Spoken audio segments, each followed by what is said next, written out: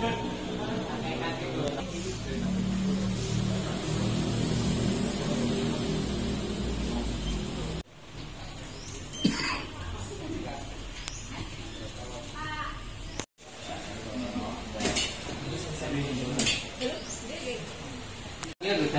tukang lo cegati sih. Cok iso sithik lek. Cok iso sithik lek.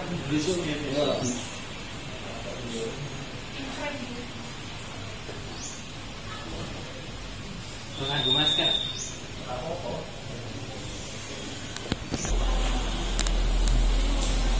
Mas.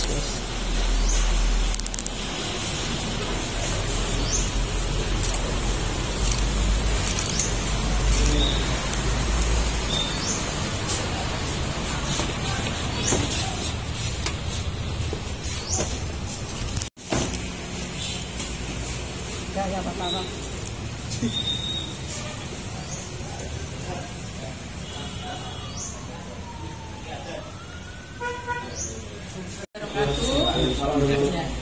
Terima kasih. Jadi hari ini kita melaksanakan tahap 2 ya, penyerahan tersangka dan barang bukti atas nama Suparno bin Kartodikrono tersangka melanggar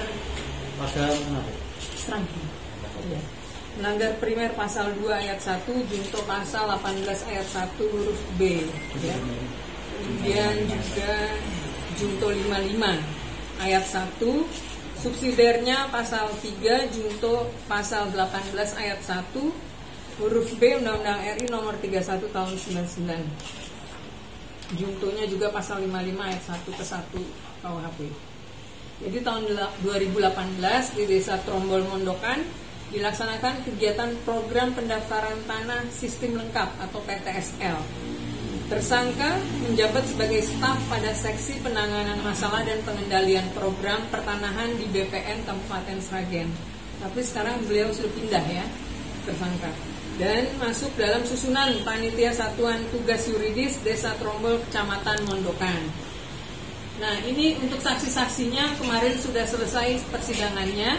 Sekarang ini dalam upaya hukum, yaitu saksinya Bambang Tugiono dilakukan penuntutan terpisah yang bertanya pada Suparno, kalau ada tanah sendang yang tidak ada C-nya bagaimana? Kemudian tersangka memberi arahan atau mengajari saksi Bambang Tugiono, Sayid, Suharto, Gianto, dan Supar, keempatnya telah dilakukan persidangan ya di berkas yang terpisah, untuk membuat surat pernyataan penguasaan fisik bidang tanah agar diisi atau dibuat seolah-olah saksi Bambang Tugiono, Sayid, Suharto, dan Gianto Supar memang benar menguasai tanah tersebut selama 20 tahun berturut-turut guna persyaratan sertifikat hak milik ya. Dan kerugiannya berupa 5 bidang tanah senilai 234.896.000. Dan ini menurut tim appraisal dari Wiryadi dan rekan jasa penilai publik.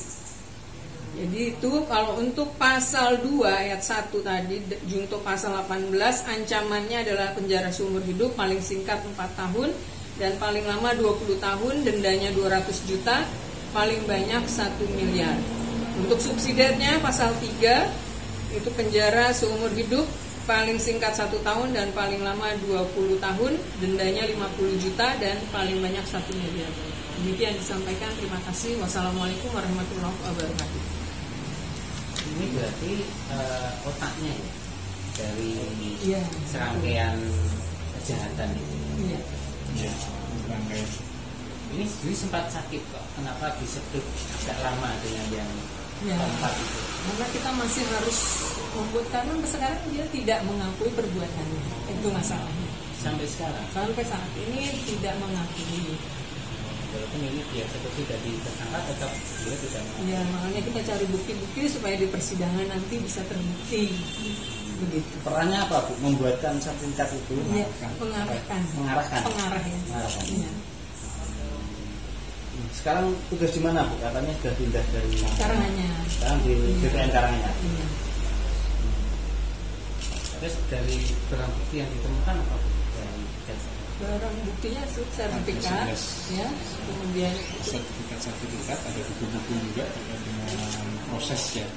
Saat itu kan diajukan juga dari si pelaku ini untuk mengarahkan kepada 4 orang, yang mana 4 orang itu sudah diproses ya, dan saat ini sudah putus dan sudah mereka mengajukan upaya hukum banding, dan saat ini masih menunggu nomor banding tersebut untuk keputusannya. Kemarin putusannya berapa? Untuk yang kemarin pertama 1 tahun ya. Semuanya 4-4-nya 1 tahun. Padahal tuntutannya pasal 2 4 tahun Bambang, dan yang 3 itu 4 tahun. 4 tahun 6 bulan. Tapi yang banding jaksa ini. Yang bersangkutan menunjuk kuasa hukum siap.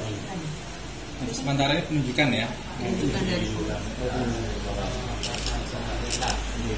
Jadi sementara ini dia dititipkan di lapas. Terus untuk tahapan sampai ke persidangan gimana prosesnya? Tahapannya gimana?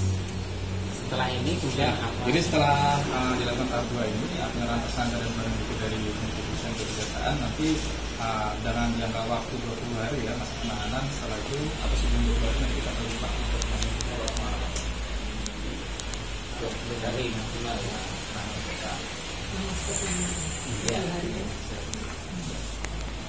Ya, perlu saya sampaikan terkait dengan hari ini kita salah satu dari pegawai kita yang saat ini dilakukan penahanan ya di Kejaksaan Negeri Sragen. Tentunya ini adalah bagian daripada proses penegakan hukum kan gitu ya. Kita menghargai semuanya. Ini merupakan bagian daripada kasus tipikor yang sudah dimulai penyelidikannya di tahun 2022 gitu ya.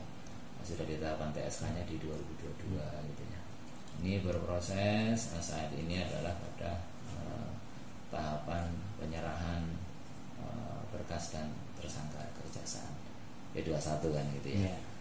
Itu terkait dengan kasusnya ini adalah adanya tanah OO yang diduga disertifikatkan oleh oknum, gitu ya, oknum. Nah, itu dilakukan pengaduan ke Polres dan dilakukan penyidikan. Gitu. Untuk oknumnya sendiri sebagai apa Pak waktu itu di sini Pak? Yang terkait dengan oknum kami ya pegawai BPN, waktu itu yang bersangkutan adalah bertugas menjadi anggota Satgas Yuridis ya, pada kegiatan PTSL tahun 2018. Pak, karena masih pegawai BPN ya? Ya, Masih pegawai BPN. ya, Nah, ini dari BPN memberi bantuan hukum atau seperti apa Pak kalau kondisinya seperti ini? Ya, kita melakukan pendampingan pada yang bersangkutan sehingga pada proses sejak awal kita mendampingi terkait dengan pemanggilan yang bersangkutan menjadi saksi ya. Sekarang berproses, tentunya kita terus dampingi. Kita ada bantuan hukum dari ya. Itu kalau di dalam kasusnya itu perannya apa ya beliaunya? Perannya yang bersangkutan sih sebenarnya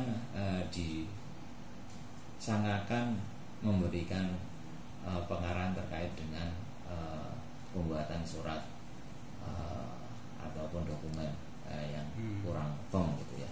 Nah, tentunya itu dari proses penyidikannya gitu ya. Ya.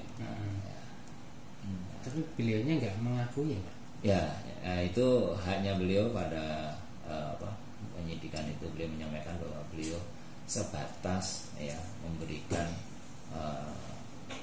sosialisasi terkait dengan proses sertifikasi pada program PTSL tahun 2018. Jadi, tentunya pada tataran tugas anggota Satgas Yuridis, beliau yang berhak untuk memberikan guiding atau ya, masyarakat bertanya, beliau menjawab bagaimana melengkapi berkas-berkas yang layak untuk dimohonkan pada keikutsertaan pendaftaran tanah sistematis lengkap tahun 2018 gitu ya. Pak, total luas tanahnya berapa Pak sekarang, dan sekarang statusnya seperti apa? Nanti dokumen detailnya nanti ya, nggak hafal ya. Iya. Total kecil-kecil ada beberapa bidang sih itu ya. Pak, terkait kasus ini Pak, ada himbauan kepada masyarakat dan mungkin ada langkah dari teman-teman BPN yang dikomandoi Bapak agar tidak terjadi lagi. Ya, terima kasih, ini pertanyaan yang menarik. Memang tentunya kami selaku pimpinan di Satker Pantah Sragen senantiasa tidak bosan-bosannya menghimbau setiap pegawai BPN Pantah Sragen setiap dalam menjalankan tugas harus memahami persis tugas-tugas yang diberikan secara tugas dan fungsi, tentunya mengacu pada peraturan yang berlaku. Salah satunya yaitu yang paling operasional adalah kita harus membaca petunjuk teknis setiap kegiatan itu ada, gitu ya. Itu tentunya harus menjadi pedoman profesional setiap pegawai. Yang kedua, tentunya setiap pegawai BPN harus senantiasa hati-hati, waspada terkait dengan oknum-oknum yang memanfaatkan setiap program itu dengan adanya keterlibatan yang ada unsur tindakan melawan hukum atau tindak pidana itu ya, sehingga kita terhindar dari dugaan-dugaan ikut serta membantu ataupun mengarahkan gitu ya. Kalau dalam perspektif BPN sendiri Pak, sebenarnya apa yang dilakukan pegawai BPN itu sudah sesuai jurnalnya, sesuai kewenangannya, Ya, sudah sesuai. ya.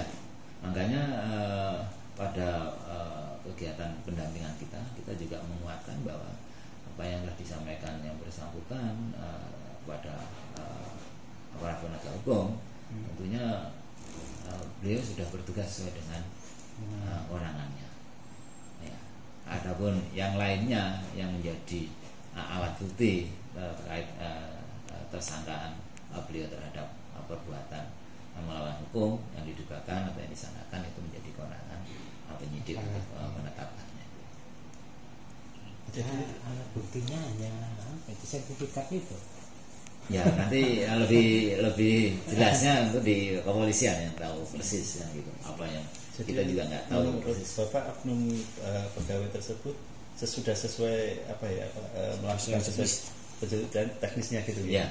Makanya nanti ketika digelar di persidangan, tentunya kami akan berusaha maksimal untuk menyampaikan objektivitas terhadap aktivitas yang bersangkutan, pegawai kita yang menjalankan tugas, sehingga apa yang disangkakan ini bisa kita jelaskan secara terang benderang. Tentunya juga kita menghadirkan saksi ahli terkait dengan apa yang sudah dilakukan oleh yang bersangkutan.